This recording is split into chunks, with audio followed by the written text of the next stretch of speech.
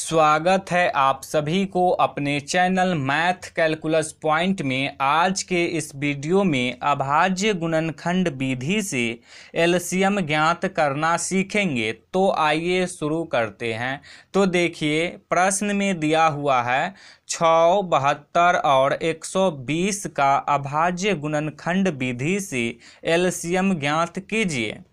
तो सबसे पहले आपको अभाज्य गुणनखंड विधि से एलसीएम कैसे ज्ञात करते हैं ये समझना होगा। देखिए अभाज्य गुणनखंड विधि से एलसीएम ज्ञात करने के लिए जो संख्या दिया रहता है उसका अभाज्य गुणनखंड करते हैं।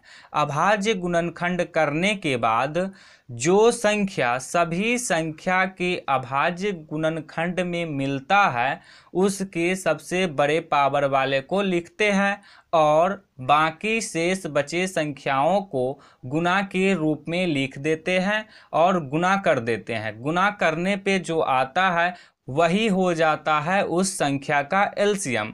तो आइए अब इस प्रश्न को हल करते हैं जिससे अभाज्य गुणनखंड विधि से एलसीएम ज्ञात करना और अच्छे से समझ में आएगा। तो देखिए इस प्रश्न में संख्या दिया हुआ है 6, 72 और 120। तो सबसे पहले 6 का अभाज्य गुणनखंड करेंगे। तो अब 6 को यहाँ पे लिख लेंगे। 6 का अभाज्य गुणनखंड करने के लिए 6 का एलसीएम देंगे। तो चलिए अब 6 का एलसीएम देते हैं। तो 6 का एलसीएम देंगे तो 2 से लगेगा, 2 तिया 6। अब 3 से लगेगा, 3 एकम 3। तो 2 और 3 आ गया। तो अब लिख देंगे 2 गुने 3। अब इसको पावर के रूप में लिखेंगे। तो देखिए जो संख्या जितनी बार गुणा के रूप में रहता है उसके ऊपर पावर उतना हो जाता है। देखिए इसमें 2 एक बार है गुणा के रूप में तो 2 का पावर हो जाएगा 1, और 3 एक बार है गुणा के रूप में तो 3 का पावर हो जाएगा 1। अब संख्या है 72। तो अब लिखेंगे 72। 72 का भी अभाज्य गुणनखंड करेंगे तो इसके लिए 72 का भी एलसीएम देंगे।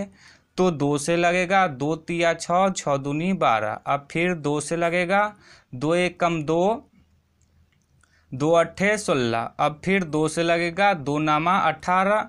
अब 3 से लगेगा, 3 तिया 9। अब फिर 3 से लगेगा, 3 एकम 3। तो देखिए 2 3 बार आ गया और 3 2 बार आया। तो अब इसको लिख देंगे 2 गुने 2 गुने 2 गुने 3 गुने 3। अब पावर के रूप में इसको लिखेंगे। तो देखिए 2 3 बार है गुणा के रूप में तो 2 का पावर हो जाएगा 3, और 3 2 बार है गुणा के रूप में तो 3 का पावर हो जाएगा 2। अब देखिए संख्या है 120। तो अब 120 का अभाज्य गुणनखंड करेंगे। तो 120 का भी एलसीएम देंगे। तो चलिए 120 का एलसीएम देते हैं। तो अब 2 से लगेगा, 2 छक्के 12 और 0 हो जाएगा। फिर 2 से लगेगा, 2 तिया 6 और 0 हो जाएगा।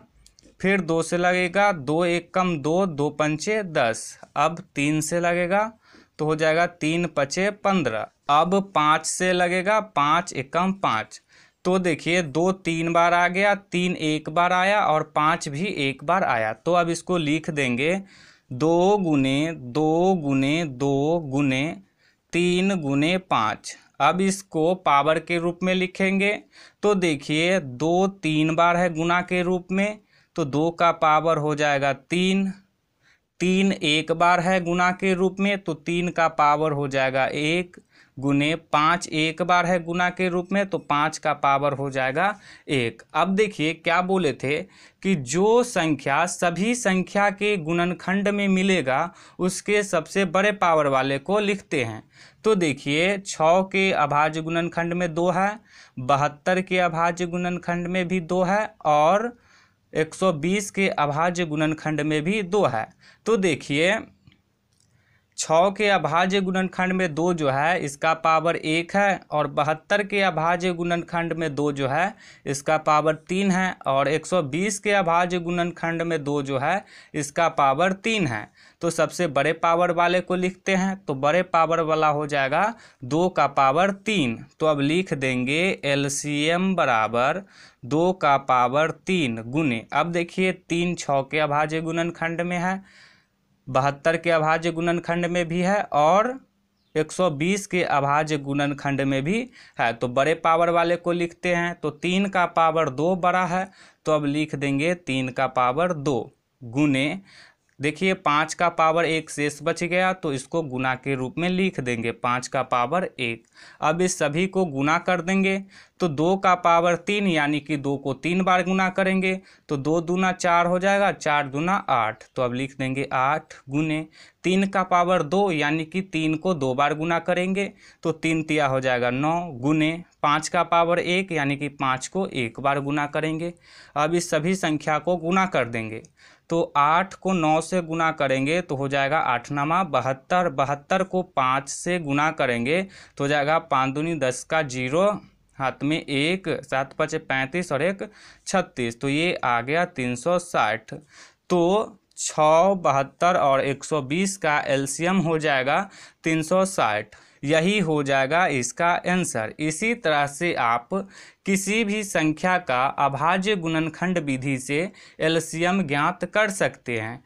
तो यदि अभाज्य गुणनखंड विधि से एलसीएम ज्ञात करना आप लोगों को समझ में आया हो तो इस वीडियो को लाइक कीजिएगा और चैनल को सब्सक्राइब जरूर कीजिएगा।